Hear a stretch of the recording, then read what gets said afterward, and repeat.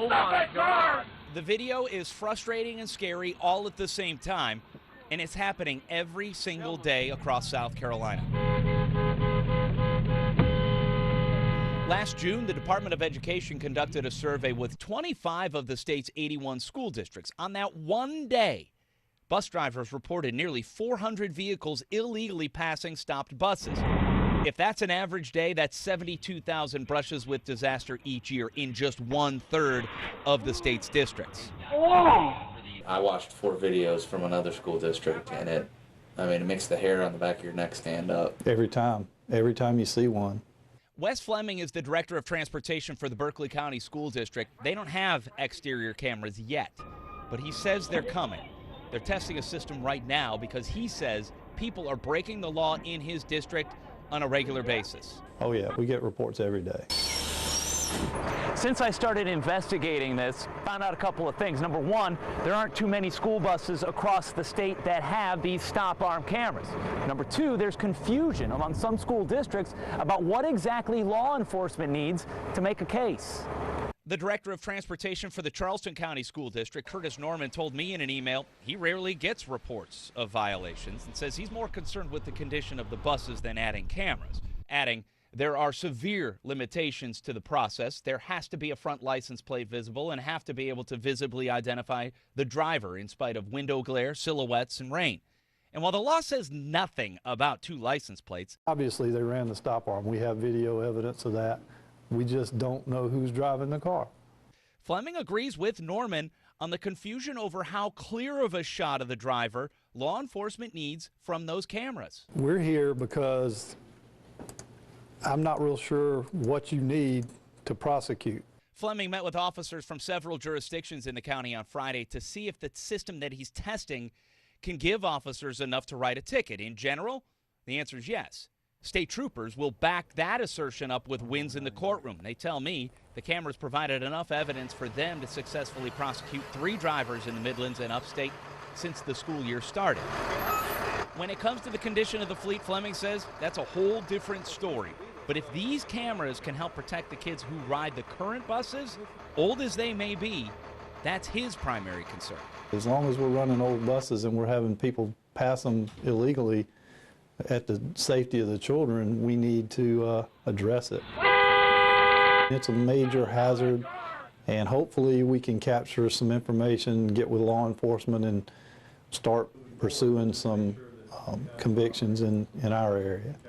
I checked with a couple of the companies that are in the bus camera game, and they said the average cost to add outboard cameras to existing camera systems inside the buses is about $1,500 to $3,000 per bus. And while upfitting every bus in every fleet is unrealistic, law enforcement says drivers just not knowing which bus could have those cameras is a deterrent that could save lives.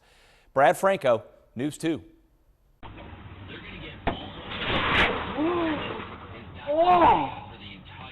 Videos like these highlight a problem across the country. Drivers ignoring the law and passing a stopped school bus. Oh yeah, we get reports every day.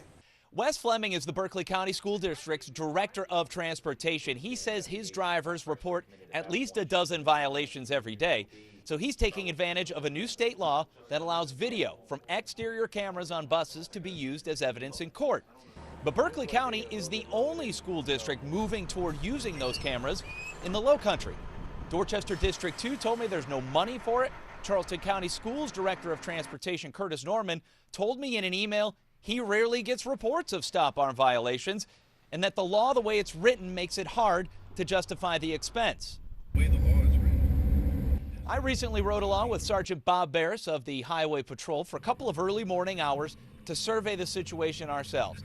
The 2 drivers Barris spoke to said the violations happen all the time, and in their minds, nothing's being done about it. How you doing? Good morning to you. Good morning. Since you observed all these violations, have you ever reported it? We report, and don't do nothing. I can't catch all those cars. I mean, you can hear bus drivers on the radio every day reporting the stop arm being run. Do you have a lot of people passing your stop school bus? Yeah. You do? Yeah. Where, in here?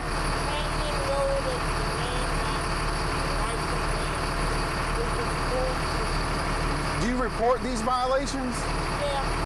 Despite what the drivers say, Norman says he's not getting those reports, and neither is the Highway Patrol or local law enforcement for that matter. Durham told me in a statement that they pass along any reports from drivers to the Highway Patrol. So if what the drivers say is true, clearly there's a breakdown, and I'm going to keep digging until I find out where that breakdown is.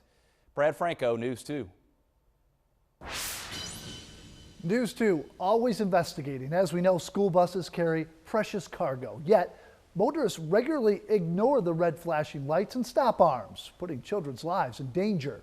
Tonight, News 2's Brad Franco asks why one school district says there's not a problem when our cameras clearly show otherwise. The Charleston County School District says it receives very few, in fact, rare reports of people illegally passing school buses. So they say investing in exterior cameras to catch those violators isn't worth the money. We report, and don't do nothing. I can't catch all those cars. But bus drivers in the county disagree. They say it happens every day. So armed with my cell phone camera, I went out and watched. I personally witnessed 4 people passing this bus on Highway 17 in Mount Pleasant, and 2 more passing this bus on Rifle Range Road. 1, 2, 3. So I showed that video to the Mount Pleasant Police Department, and they set up a 2-day targeted enforcement operation. One of the first buses we followed went down Rifle Range Road. You can't see it from the patrol car's dash cam, but as it picks up a group of kids, the traffic behind the bus stops. But a driver coming the opposite direction does not. The woman driving this car told the officer she knew exactly what she did, but what she wasn't ready for is the nearly $1,100 fine she'll have to pay. I don't have $1,000 to pay that, sir. Same spot, just this past Monday, another stop bus passed illegally. Did right to a citation to pass and stop school bus.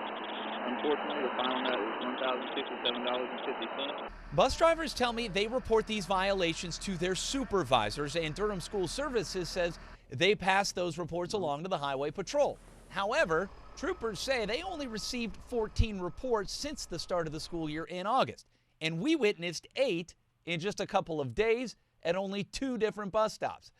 I checked with several local agencies, and they tell me nobody from the district or bus system has alerted them to any trouble spots. I mean, if they're seeing it and not letting us know about it, you know, we have limited numbers. We can't be everywhere at all the time.